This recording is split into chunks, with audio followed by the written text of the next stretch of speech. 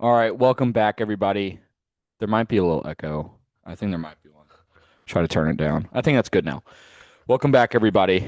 This is episode 55. I am recording in my kitchen. You can see behind me if you're watching on YouTube.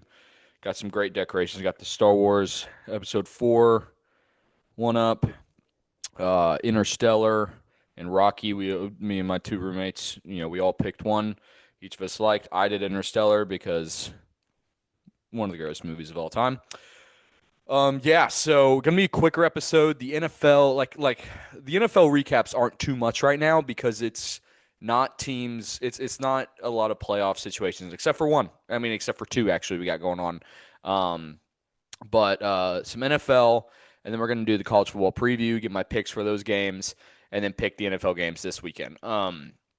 Next week's episode is probably gonna be a lot better because it's gonna be I'm bringing on somebody to preview the NFL. Then I'll be going over NFL and CFP. So it'll be a fun one. It'll be a fun one for sure. But I mean, just looking over just glancing over some of the NFL games we had.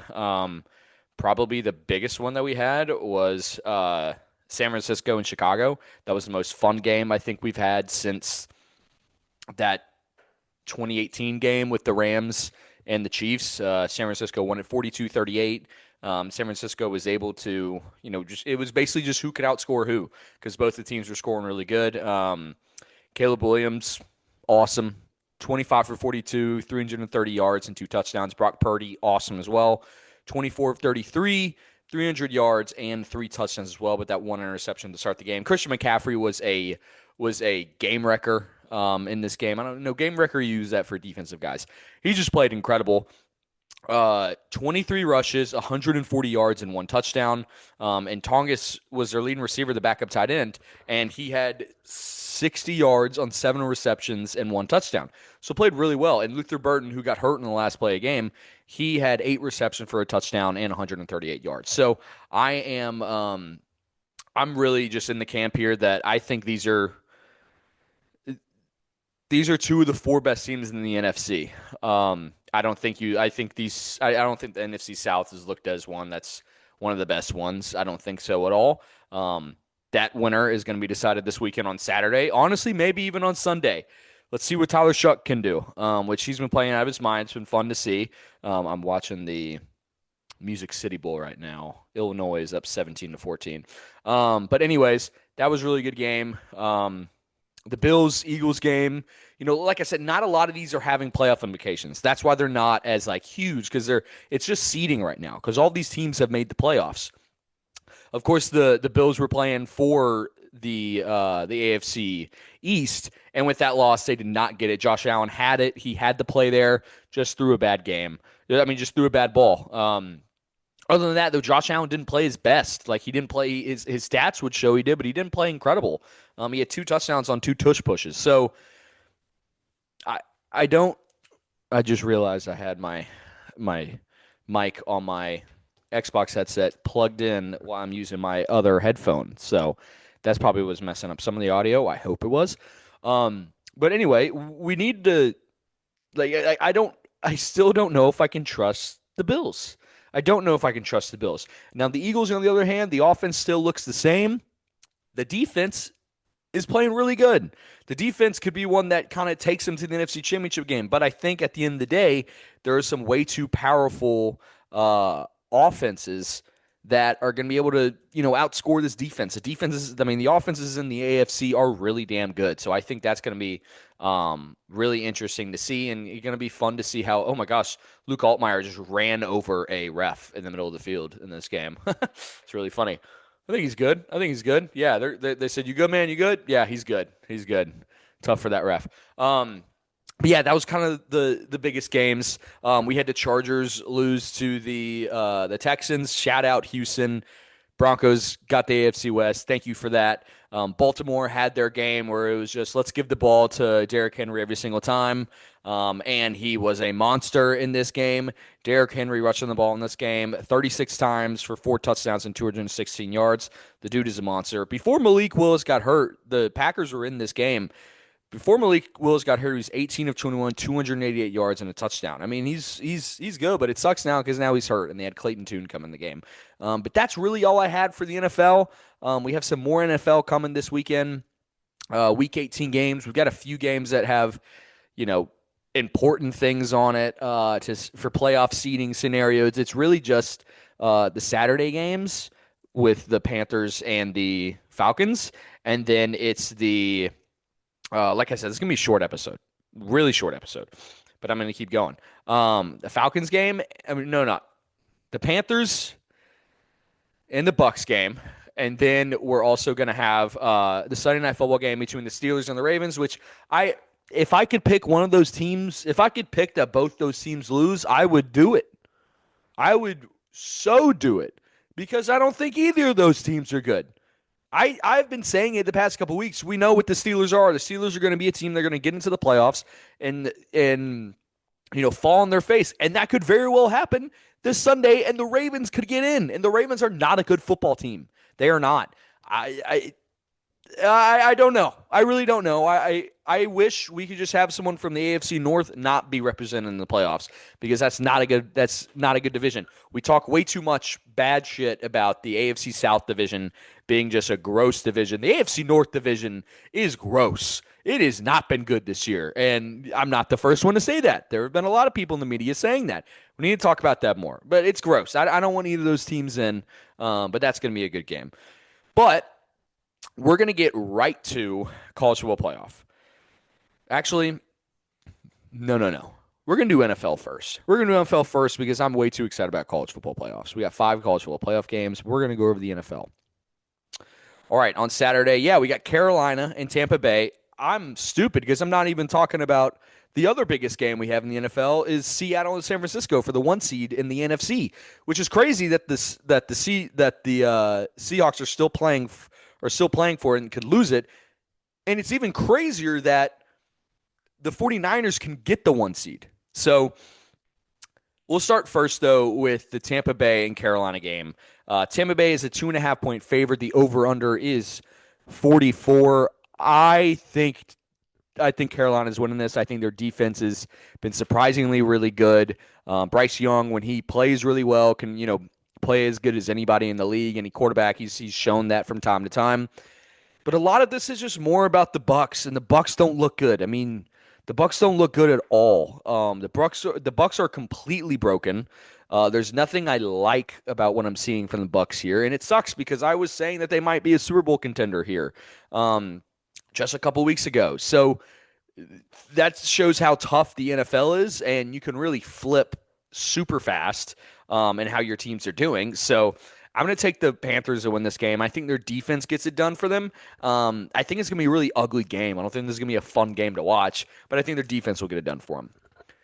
All right, next game, Saturday game, the biggest one of the week. I was wrong for not mentioning this one earlier. The Seahawks -1.5 at the 49ers. Over under 49.5. I'm very excited for this game. On the year, Sam Darnold is 25 of 14, 3,800 yards.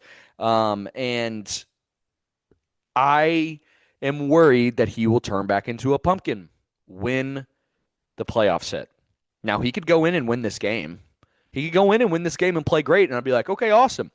Show me it in the playoffs. Show me it in the playoffs. The only big game he played really great in this year was that game against the Rams on Thursday Night Football, and he still threw a lot of interceptions in that game. And he wasn't the main reason. It was a 2-point conversion that was a weird call, and then a punt return by Rashid Shaheed. So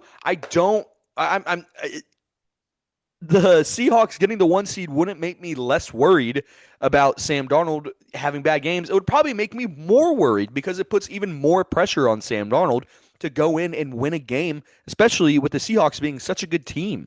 Their defense is playing outstanding. Their offense is great too. Jackson Smith and Jigba is playing great. Charbonnet and Kenneth Walker are both playing great too at the running back position. Being able to do that with both of them is really cool. Their defense ranks second in points allowed with only allowing 18 a game. Their defense running the game is running game only allows, 94 yards a game. That's third in the league. And their offense averages giving up 218, which is 13th. Now, on the other side of the ball, you look at it with the 49ers, and you expect this is going to be a huge Christian McCaffrey game. He's got 300 attempts with 10 touchdowns and 1,100 yards on the season, while also having 890 receiving yards and 7 touchdowns and 96 receptions. I I think that the Seahawks are going to win this game. Um, I think it's going to be their defense. I don't think it's going to be Sam Darnold. Now I'm worried about Sam Darnold, but I'm going to put my trust in him in this game because after last week, what we saw with the Bears is this 49ers defense can get scored on. It's not like a 49ers defense in the past. They can get scored on in a hurry. So I am taking the Seahawks here. I think Sam Darnold will play good. I am worried though, but I think a bigger part of this too will be I think the Seahawks defense is going to play outstanding and kind of and put Brock Purdy in hell. All right, next game. Waiting for everything to load. Nothing's loading. Nothing's loading. Nothing's loading. Don't like that. Nothing is loading. Nothing's loading. Also, this is big of me. It's an under the weather episode of me. I'm not feeling good. Not feeling good. Under the weather episode for me. Jordan flu game. That's what it is. Jordan flu game. Respect. Just say thank you to me when you see me you know, in the streets. Be like, hey man, thank you. Putting in the great work. We saw you do that flu game podcast. Of course, guys, of course. All right. We loaded. We loaded. Biggest games other than this. Not really any of them. Not really any of them. I mean, Baltimore and Pittsburgh. Denver needs to beat the Chargers, but the Chargers are now sitting Justin Herbert, so the Broncos should get the 1 seed. And we should win this game, but I've seen crazier things happen when this team plays down to its opponents. So let's see what happens there. But Pittsburgh and Baltimore play. And like I said, I wish this game just didn't happen. I kind of already previewed it, so I'll say I already previewed it. What you heard a little bit ago, that was my preview. I wish that none of these teams could be represented in the AFC playoffs because they both stink, in my opinion. Now, would it be cool to see Aaron Rodgers go in and win a playoff game in the wild card? Of course. Do I think he's going to do that? Hell no, he's not going to do that. But I'm going to take the Steelers to win this game because I just can't. There's no way the Ravens are winning this game. The Ravens have not been a good football team. They're not winning this game. So I have Steelers winning this one. It's a gross Sunday night football closeout game. Like, why didn't you put San Francisco and Seattle at the Sunday night game? Like, that would have been so much better. Whatever. All right, now let's go back into college. Let's wrap up with a college preview. We have it's tomorrow. Oh, it does start tomorrow. You guys are going to get to listen as I'm picking. First game for the college football playoff starts tomorrow. Miami against Ohio State in the Cotton Bowl in Arlington. Ohio State is a 9.5-point favorite. The over-under is 40.5. I think Ohio State's going to kill them. I think they are. I think that we are going to see a Miami team that played a Texas A&M team that we've all been worried about not playing great. They don't have all the talent in the world. They were playing great, but they weren't playing good teams. The same could be said for Ohio State. But the thing is, I just think Ohio State is a well-rounded, better team. They have a better quarterback. They have better talent on both sides of the field. They have a better defense. And don't get me wrong, the Texas A&M defense played great against Carson Beck. It's not hard to play great against Carson Beck. He's not good. But I'm just not really confident in Carson Beck against this Ohio State defense. Now, that is why I think they're going to kill him. Now, if Miami came out and they started to compete really well on defense and started to, get Julian Sand a little bit uncomfortable, right? If he was a little bit uncomfortable, if he wasn't, if he didn't look as accurate as he did early in the season because he's playing good defenses, unlike he was early in the season, and he doesn't play well, then what I was saying all year about Ohio State not really playing anybody I think it's true. I think it's true. It was true for Texas A&M, so maybe it's going to be true for Ohio State here. But I just there are too many athletes all over the field, especially on the defensive side of the ball, that just puts all the confidence in the world for me in Ohio State. I think Caleb Downs is going to play really great. They're going to get CJ Daniels and Malachi Tony. I don't think they're going to be able to do anything. Arvell Reese is a one of the best defensive players in the country, along with Caleb Downs. He's going to shut down that run game with Fletcher. And it's really going to be, can this offensive line, which is good for Miami, can that offensive line hold up and let Carson Beck sit comfortably and throw the ball? And is Carson Beck going to be able to do that against this defense? I don't feel the confidence in Carson Beck doing that. Miami has been an imploding team at times in the past couple of years. That's how they are. They've always been that way. I think I don't trust them. I don't trust them. I thought A&M was going to win that game. They didn't, but I wasn't surprised that Miami came out and was able to stop A&M because A&M I haven't been convinced they're a great team. Now, like I said, if Ohio State comes out in this game and they struggle against Miami, that is going to raise some eyebrows for a lot of people looking at the schedule that they played and then looking at what Miami did. I wouldn't feel too comfortable in that. I really wouldn't. But I'm just going to take Ohio State. I'm going to take Ohio State. I'm going to go with my gut here. I'm going to trust the players at Ohio State over Miami. And I just think overwhelmingly Ohio State's just a better team. I think they're a better team overall. I mean, Julian Sain's only thrown 6 interceptions on the year. Are we going to see them do it? Are we going to see him under more stress like he was against Indiana? Possibly, but I just can't trust Miami enough to say that they're going to win this game or kind of compete. But I could see it happening. I could see it happening, but I don't think it will. So that's why I'm taking Ohio State here in a blowout, in my opinion. All right. That's the only New Year's Eve game. That's pretty stupid. Why do they schedule it like this? Why do we have one New Year's Eve game and then 3 New Year's Day games? Is it because of Stranger Things finale? Because I got some things to say about Stranger Things finale. You're dropping the ball, okay? You had a great 4 episodes. This isn't even football anymore. This is going off about Stranger Things. You had a great 4 episodes, and then you have here now, everyone's waiting for you to kill a main character. Kill a main character. They haven't done it in this show yet. Why don't you do it? You had the perfect situation and opportunity there for Jonathan and Nancy. Yeah, you want also spoilers if you haven't listened. Sorry. You had the perfect opportunity there to get both of them off the show with the stuff coming down from the ceilings and everything, and you blew it. You blew it. Now I just kind of am sitting there like, okay, well, you're going to pack everything to end this entire great series into a 2-hour episode?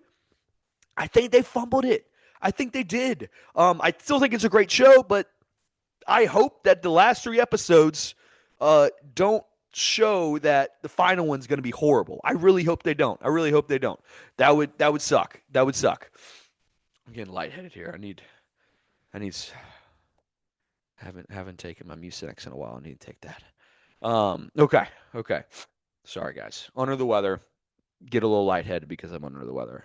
Very dehydrated. Sickness is making me very dehydrated. But we'll be okay. Okay. Yeah, don't feel good after that one. All right. We have the 3 New Year's Day college football games. We have Oregon against Texas Tech in the Orange Bowl. Oregon is a 2.5-point favorite. The over-under is 51.5. If Oregon can win this game, I think Oregon goes and win the championship. I think Oregon definitely can. The problem is no one's really talking about Tech. And this Tech team is really good. This Tech team is good on both sides of the ball because not only can they score really well playing offense, but they can score incredibly well playing defense. One of the best things that Oregon is good at in offense is they rank 9th in the country with points allowed. Texas Tech gives up 11 points a game. 11 points a game. That's pretty crazy. That's pretty crazy. Um, Rushing yards, they only give up 68 per game. And in passing yards, it's only 186 a game. I am excited to see what happens when Dante Moore goes against this defense. If Dante Moore can go out there and dice up this defense, he should be the number one quarterback taken. I think so. Um, Now, passing yards on the offensive side of the ball, Texas Tech is really good as well. Like we've known, Texas Tech has a great offense for the past 20 years, and they still have it going. But now they have a great defense. That's what makes them so scary. They pass the ball, on average 289 yards a game. They're ranked ninth in the country at that. They score about 43 points per game. They're second in the country at that. This is a very good team on both sides of the ball. But when I had my brothers on the podcast a couple weeks ago, it made me think about. Uh, Pierce said something that made me think about Oregon. Oregon suffered that loss last year in the Rose Bowl as the number one seed against Ohio State. You have the playoff game here against JMU. You beat JMU. You have a home game. You're riding high. I think Oregon wins this, and I think they go to the championship. I think Oregon wins this game. I think Oregon has a different chip on their shoulder. And then they're playing at an extremely high level. I think they win this game, and they knock Texas Tech out of it. So I got the Ducks here in the Orange Bowl, and the Ducks will go on to play the winner of Alabama and Indiana. Indiana is a 7-point favorite. The over-under is 48.5. Apparently, we might get rain in the Rose Bowl, which I don't think I've ever seen in my life. I didn't know that was possible. That's going to be a weird thing to see. I'm sure it's happened before. I just don't remember. It's usually always just like perfect weather whenever that happens. Everyone's scared of Bama. Everyone's scared of big bad Bama, but big bad Bama isn't Bama anymore. They're not. This Indiana team is getting way too much disrespect. Sorry. The Mucinex. I need to take the Mucinex. I know you guys are saying it. I already know you guys are listening in your car, being like, "Look, you gotta take the Mucinex." I know. I gotta listen. I gotta take the Mucinex. I'm gonna take the Mucinex. Indiana is getting way too much disrespect here. This Indiana team has the Heisman winning quarterback. Now they did lose their second best player, one of their pass rushers, celebrating after the game, which is very tough. Not a good thing to have. But their defense, just like Tech, gives up about 11 points a game. 11 points a game. Rushing, they're right behind Tech, giving up 77 yards a game. And passing, they give up 179. So we talk a lot about Indiana as a complete team, their offense, Fernando Mendoza. This defense is playing extremely well. They have some great players. And let's not forget to talk about the running back here. Roman Himby, 176 yards, 176 rushes, 918 yards, and 6 touchdowns. This is one of, the best running games in the entire college football, but it's not really getting talked about. Fernando Mendoza, 2,980 yards, 33 touchdowns, and 6 interceptions. I love this Indiana team. I'm just not sold on Bama. Like Oklahoma, we knew that game was dead and they were going to lose that game once they lost all momentum. But what Oklahoma did show in that game is that once you start getting some momentum on this Bama team, and if you can finish drives, if you can finish and make big plays, you're going to beat them. You're going to beat them because this Bama team is soft. They're not good on the defensive side of the ball, and on the offensive side of the ball, they can heat up in a hurry if they need to with Ty Simpson and Jeremy Bernard. But when you shut down that run game, you don't allow them to run really well, and you put pressure on Ty Simpson, he is a deer in headlights, and he's going to make some mistakes here. So I'm taking Indiana to win this one. I think I've taken all the favorites. Have I? I really hope not. Yes, I have taken all the favorites. Well, we got one more, but I'm taking the favorite in this one too. Ole Miss in the Sugar Bowl against Georgia, the rematch from earlier in the year. Georgia is a 6.5-point favorite. The over-under is 55.5. I am taking the Georgia Bulldogs. I've said it. Georgia's going to go to the national championship. I picked them to win it, but I'm getting scared of Oregon. Getting real scared of Oregon. I think Georgia wins this game. I think it's going to be closer than we think, though. I think it's going to be closer than the last one. I think we see a game-winning field goal from Georgia to win this game. But I think the physicality and the toughness that Georgia has and that they have shown multiple times this year on, case by case basis against multiple teams, they've been able to battle and be so resilient all year long. I think that is just what makes Georgia Georgia. That's what shows that they are the old Georgia that we grew accustomed to and we haven't seen in a couple of years. I think we see that Georgia again here on Thursday night. I think they're going to take care of business easily against Ole Miss, and I think they win this game for sure. But I think it's going to be a close one. I mean, look, Trinidad Chambliss is playing really well. Kwan Lacey's playing great. He rushes for 1,300 yards on the season. Chambliss only has 3 interceptions on the season, which is a crazy stat. Gunnar Stockton, though, on the other hand, he could have potentially been in the Heisman race with 2,600 yards, 23 touchdowns, and 5 interceptions. He played really good. And I'm going to give you a player to watch in this game. Nate Frazier. I think Nate Frazier, because of how the Georgia running game and the Georgia physicality is just amping up every single game and every single week that I've seen this season, and they look more and more like prime Georgia, they're going to get that running game back on, and it's already pretty much back on. I think they're going to take full advantage of it this week. I think they are going to run the ball down Ole Miss's throat. I think they win this game. I do think it's going to be close. I think Ole Miss will cover the spread, but I think Georgia wins this game. Give me the dogs. Go dogs. All right. That is episode 55. I appreciate everybody listening. We'll be back next week with a special guest to go over some games and give some picks. Yeah, I think that's it. Everybody have a happy new year. If you're sick, take some Mucinex like I'm about to do. I appreciate everybody listening. I appreciate everybody tuning in. Just hear me ramble. I hope Stranger Things finale is good. Appreciate everybody listening. And as always, enjoy the football.